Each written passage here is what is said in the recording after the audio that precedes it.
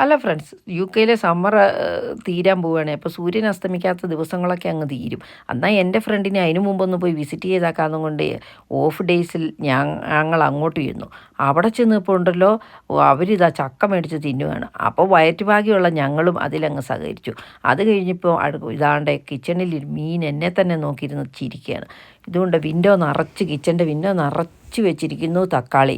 മണ്ണിലൊരു കുഞ്ഞു കഷ്ണം പോലും കുത്തിവെക്കാത്ത എനിക്ക് ഇതെല്ലാം കണ്ടപ്പോൾ മൂക്കിൻ്റെ നാസാധാരങ്ങളും വീർത്ത് ശ്വാസവും അടക്കി പിടിച്ച് ഞാൻ നിന്നു.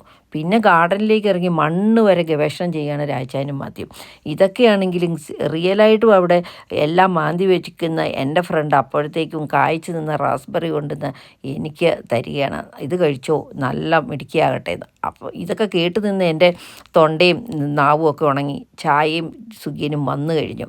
എന്നാൽ പിന്നെ അത് കഴിച്ച് വലിയ ഫുഡിനായിട്ട് അപ്പുറത്തേക്ക് നീങ്ങാമെന്ന് വെച്ചപ്പോഴത്തേനും അടിപൊളിയായിട്ട് കപ്പ, മീൻ, കട്ട്ലേറ്റ്, ഫ്രൂട്ട്സ്, നട്ട്സ് എല്ലാം അവർ ശരിയാക്കി കഴിഞ്ഞു.